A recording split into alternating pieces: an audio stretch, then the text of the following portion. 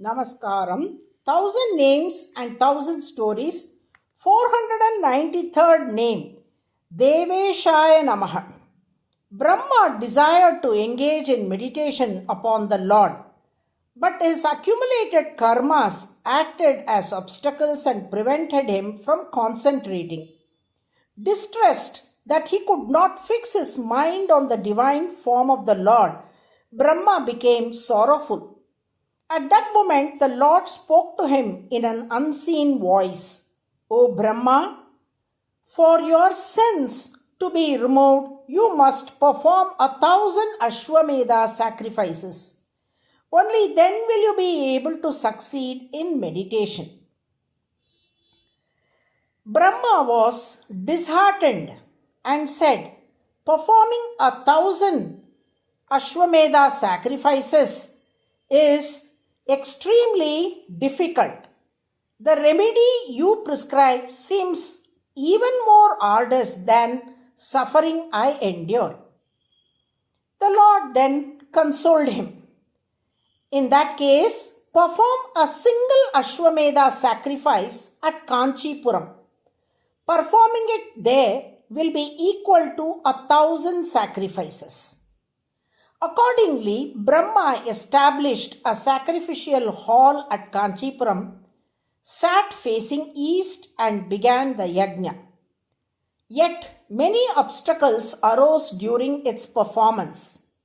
Each time the Lord removed those hurdles and granted his grace so that the sacrifice could continue without interruption. Finally, the time came for the completion of the sacrifice.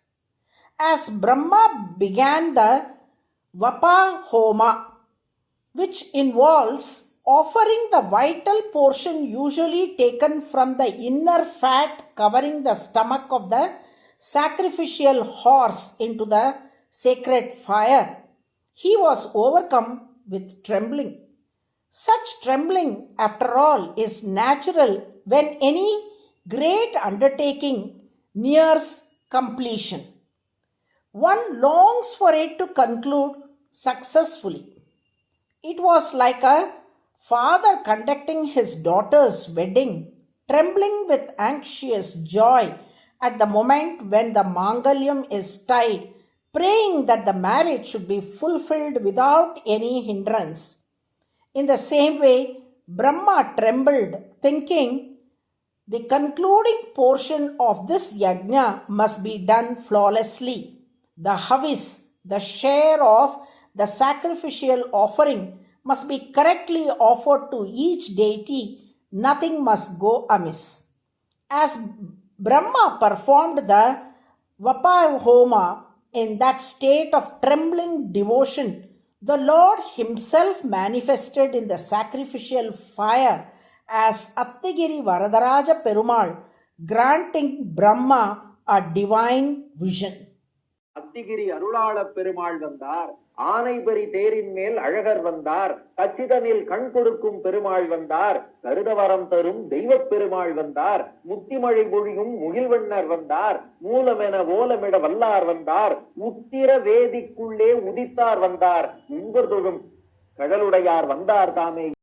The meaning of this hymn is, the Lord of Attigiri came.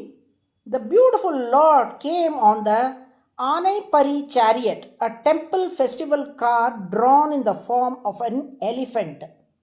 The Lord of Kanchipuram who gives his vision came. The divine Lord who grants boons as desired came. The cloud-colored Lord who showers the rain of liberation came. The Lord proclaimed as the very source came.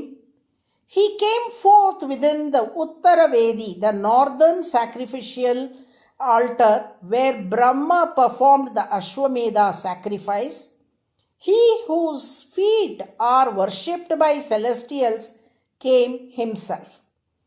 As the celestials hailed him and showered flowers in praise, Varadaraja Perumal appeared and spoke to Brahma. Brahma, your sins have now been removed. As you desired, I have granted you my vision. See for yourself.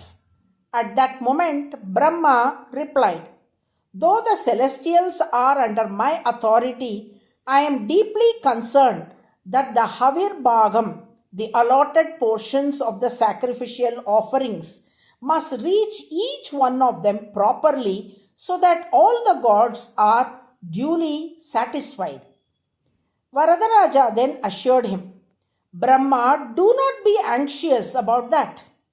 I myself, the Lord of all the celestials, have now appeared and have received the havis that you offered. When the leader himself is satisfied, how can the dependents find fault? Be assured the yajna has been flawlessly completed." He thus comforted Brahma. This recalls Andal's verse where she sings, "O Kaliya, you came before the 33 crore gods to prevent them from demanding tribute." The reference beautifully resonates here. Varadaraja appeared in the Yajna Shala before the assembly of 33 crore celestials so that Brahma would not be compelled to pay any tribute or make any further appeasement. In this way, the Lord revealed himself as the supreme head over all celestials, the overlord of the immortals, the leader of the heavens, the true king of the gods. Because he shines as the Lord of the celestials, he is praised as DEVESHAAYA. This is the 493rd name of the Lord in the Vishnu Sahasranama. Those who daily recite DEVESHAAYA NAMAH with devotion will find that whatever tasks they undertake are brought to a happy and perfect completion by the Lord's grace. Narayana, Narayana.